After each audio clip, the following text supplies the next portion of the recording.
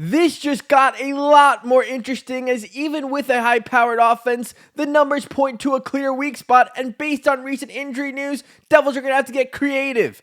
Goaltending still working, and it looks like it just got even better news there. Welcome into Devils Digest. Glad you guys are here today. So some news on the injury front. Cody Glass, this is head coach Sheldon Keefe, will miss some time. The exact time period, not quite sure, but it's not a day-to-day situation. We're hoping it's no more than a couple of weeks, but we'll see how it goes. Okay, so starting off there, obviously, player injured, not a great situation to be in, but when you say something along the lines of you started off not day-to-day and then it goes, we're hoping nothing more than a couple of weeks, that's kind of a vague answer. Now, Sheldon Keefe probably has to keep monitoring it. He might not have the exact time frame. It might not be, a situation where they're without him for months, but a couple weeks, hoping not much longer than that. Those aren't great words. And especially when you looked at the Devils heading into this season.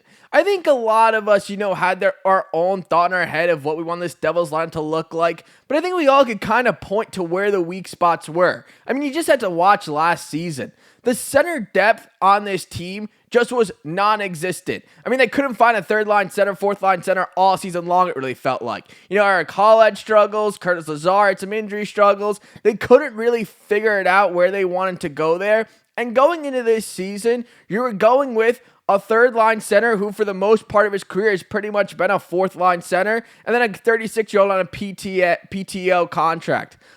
It didn't really feel like a great situation for New Jersey yet again, which maybe was a little bit surprising, but surprisingly so, Cody Glass has handled the third line center role very, very well. I mean, he's been able to produce offense. He's been able to play all around, penalty kill, play even 5-on-5, and he's been good for New Jersey. And when you get surprises like that, obviously, it's good for your team. But when you see a player like that go down, you knew it was, maybe one of your weaker points in the lineup. That's not where the situation, stays good. I mean, just go look at the numbers so far from, the fourth line. You don't get a ton of offense. They're not really changing the game in terms of, scoring. So when you see something like that and you're watching Cody Glass, who already, was your third line center, and you see what was kind of underneath him, there was really nobody to come up into his role. Actually, what you had to do is you had to take one of the better lines in hockey of Dawson, Mercer, Timo, Meier, and Nico Hischier, and you had to take Dawson Mercer off of that line and move him to the third line spot. And Dawson Mercer so far has been the Devils' X factor this season. He's had a complete comeback year. He's been able to score. He's been a part of one of the better lines in hockey. They've looked really, really good together. And you never want to be in a situation where you have to break that up because of an injury, because you have a player down and nobody can move up your lineup. That's when you have good depth. When you have a team and when an injury happens, you move a player up your lineup. But New Jersey here has to move a player down the lineup. Why? Because we see that a 36-year-old PTO player can't step into a third-line role. And that's not so much against Luke Glendening. I mean, he's playing where he's getting paid to play and the type of player he's supposed to be. He's a fourth-line center at this point in his career. That's where he should be playing. But when you saw this Devils team coming into this season, you wanted to have better depth at center. I mean, you have someone in the division that no other team in the division can compete with. You have a 90-point player as your number one center and a guy in the Selke conversation as your number two. Nobody else in the division can say that. So when you have something that nobody else in the division can say, at least build somewhat around it. I mean, it kind of makes it easier. It makes it a little bit easier when you have that advantage and you maybe don't have to go, spend the big bucks, put Term into your bottom six, but you still have to have something, capable back there. And instead, you have to build, kind of build around and have Dawson Mercer drop back. And, looking at the Devils' lines this season, let's be honest. They've been great offensively. They've scored. They don't let up a ton of chances. The Devils' offense, Devils' team in general, has been really good this year. But it's clear where, the kind of hole is in this lineup. It's the fourth line. The fourth line has struggled more than any of these other lines. They aren't scoring enough. Defensively, They're not the Devils' shutdown line. That would be, the Nico, Hischier, Dawson, Mercer, Timo, Meier line. So, what are you exactly getting from your fourth line? Now, I know they're not supposed to score every single game. They're not supposed to, be your complete shutdown line. But I think we can all see here the problem with this team, or the part of the team that's holding them back a little bit so far, is this fourth line. I love the Paul Cotter addition. I think Paul Cotter's a really good player.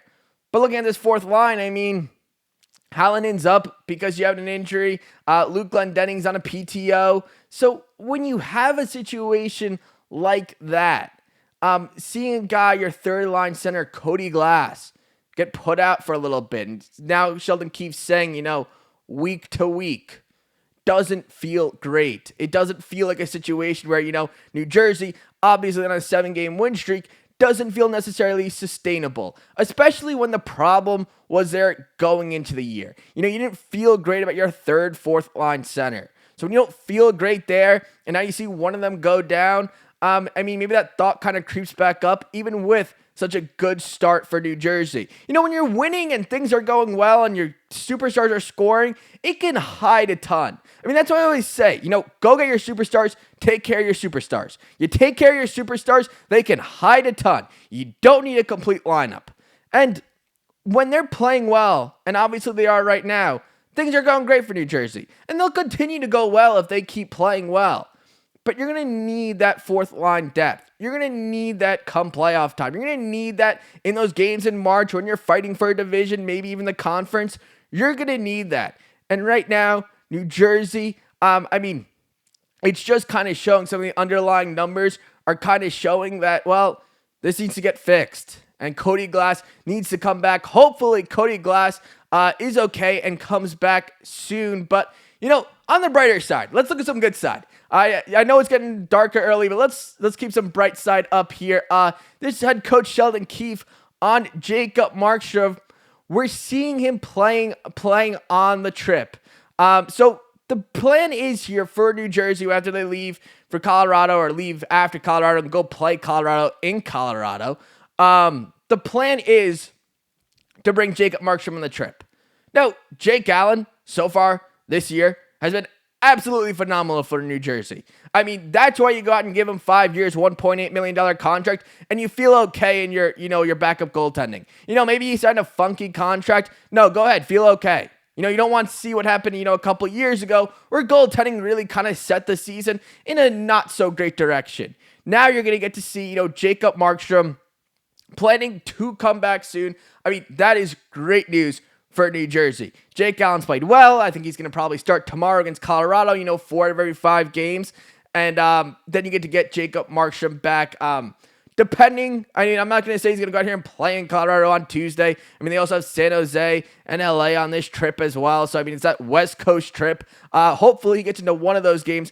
But Jacob Markstrom, much closer to returning. And as well good Jake Allen has been, the starter is. It's Jacob Markstrom. That's why you traded picks. That's why you brought him in after a really, rough goaltending season. You need Jake Markstrom. You need him.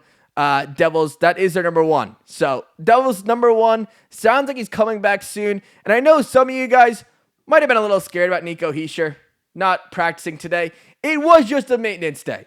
So, don't worry about it. Nico Hischier is more than fine. Just a maintenance day. Deserved it. He's been phenomenal so far this year. Shutting down other teams' top lines and his line. Getting it done. Devils, look. A lot of good to say about New Jersey right now. A lot of good. Hopefully Cody Glass is good soon enough. And then Devils are healthy. Jacob Markstrom gonna make the trip. That is the expectation. What are your expectations for tomorrow? What do you like about New Jersey's play? Obviously, a lot to like. 7-game win streak. Hopefully can make it 8 tomorrow against Colorado. Colorado took a loss today. I think they've lost now 3 straight. Colorado in Boston today. So you're going to get Colorado on a back-to-back. It was a daytime game, but you're going to get them on a back-to-back. Devils, Colorado tomorrow, 1 p.m. from the Rock. And then they set off for, some West Coast teams. So let me know down in the comments. Give me what are your expectations for tomorrow. Do you guys have a game winner, goal scorer? Let me know down in the comments. Appreciate you guys all for listening in today. And hopefully you guys hit the subscribe button. And I'll see you guys all really soon.